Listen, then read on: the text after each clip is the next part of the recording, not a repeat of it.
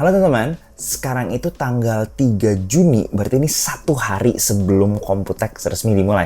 Nah, AMD sendiri kebetulan kasih pengumuman prosesor baru yang mau mereka rilis. Ada prosesor desktop sama yang laptop. Kita mulai sama yang desktop dulu aja kali ya.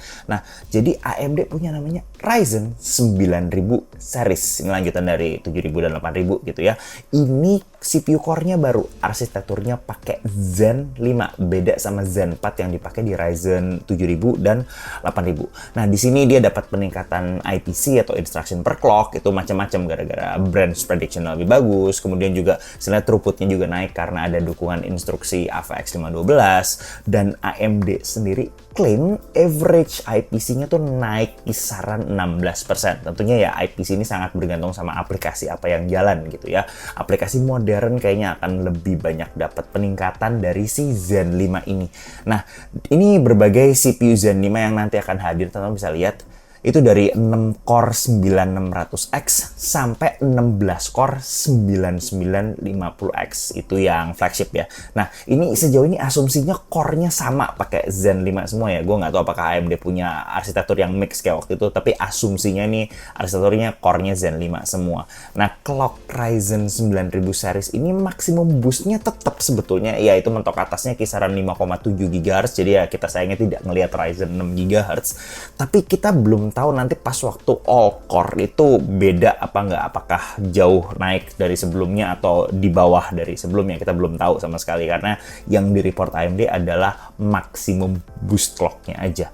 Nah, soketnya sendiri tetap AM5, ini kabar baik gitu ya. Jadi karena soketnya AM5 ini juga menunjukkan bahwa AMD itu punya komitmen untuk tetap pakai AM5.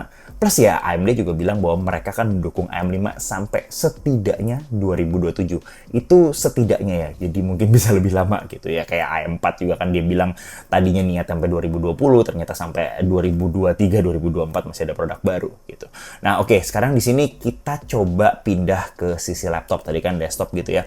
Nah, kalau tadi desktop itu dikasih nama Ryzen 9000, kalau yang laptop itu agak beda. Ini dikasih pakai nama Ryzen AI 300 series. Ya, ini penamaan yang agak sedikit berubah gitu ya. Menurut AMD ini menandakan ini adalah third gen Ryzen AI. Loh, kok udah third gen aja? Emang first gen sama second gen-nya mana gitu kan ya? Jadi menurut AMD first gen itu kan Phoenix yang 7000 series ya, kayak 7840U, 7940HS gitu. Kemudian yang second gen itu yang 8000 series, jadi ya kayak 8845HS gitu. Sekarang yang di sini, di Strix Point ini, codename-nya AMD bilang ini namanya berubah jadi Ryzen AI. Jadi mereka kayaknya melihat bahwa produk yang dikasih nama Ryzen AI ini bisa mengkomunikasikan kalau ini produk yang kencang untuk AI. Ya, prakteknya gimana ntar harus kita lihat gitu ya. Tapi sekarang di sini ya namanya jadi agak berubah. Kita bisa lihat yang berikut ini, seri atasnya itu ntar jadi namanya Ryzen AI 9 HX370.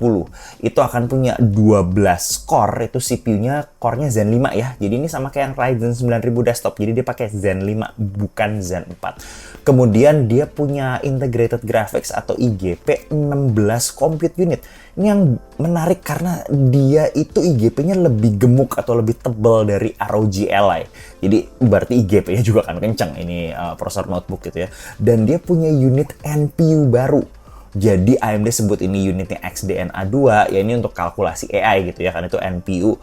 Dan AMD kelihatan sekali mau fokus sama si NPU-nya di sini karena mereka klaim bahwa NPU-nya si Strix Point ini atau Ryzen AI 300 series ini itu terkencang ya saat pengumumannya dibuat gitu ya, dengan yang namanya 50 TOPS gitu atau trillion operation per second. Kayaknya semua accelerator AI sekarang akan istilahnya balapan adu tinggi-tinggian TOPS kayaknya gitu ya.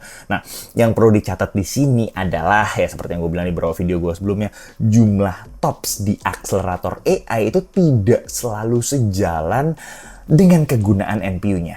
Karena mau segede apa TOPS-nya tidak akan faedah kalau tidak ada software yang bisa mengakses dan memanfaatkan NPU-nya. Kurang lebih kayak gitu. Nah, jadi itu 2 prosesor baru AMD yang akan hadir dalam beberapa waktu mendatang. Sedikit kesan singkat aja kali ya dari pengumuman ini.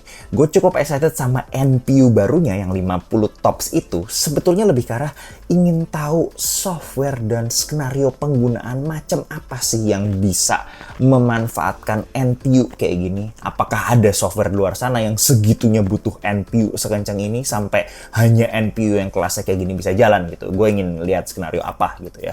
Nah, dan di sini juga sebetulnya kayak sejujurnya peningkatan performance yang akan lebih mudah terasa ke user biasa itu ya pastinya dari sisi CPU, karena ya prosesor desktop dan laptop ini dia pindah arsitektur dari Zen 4 ke Zen 5 gitu ya. Itu kan naik IPC yang harusnya itu lebih mudah dimanfaatkan berbagai macam aplikasi umum gitu ya dibandingkan akselerator khusus macam NPU tadi. Jadi kurang lebih begitu aja pengumuman AMD di Computex kali ini. Sebetulnya hari ini gue sempat main-main ke beberapa tempat sih, kayak misalnya ASRock, mereka sempat kasih lihat ada GPU 79 XTX yang 2 slot gitu, dan juga sempat main-main ke Asus juga, mereka sempat kasih lihat beberapa laptopnya mereka yang bahkan sudah pakai Ryzen AI 300 series ini ya, belum rilis gitu ya, baru diumumin doang gitu, belum ada produk yang bisa kita tes dan benchmark sayangnya. Tapi kurang lebih kayak gitu tuh, mungkin kita akan bahas lebih lengkap di waktu mendatang. Jadi pengumumannya sampai sini aja, sampai jumpa di video yang berikutnya. Bye bye.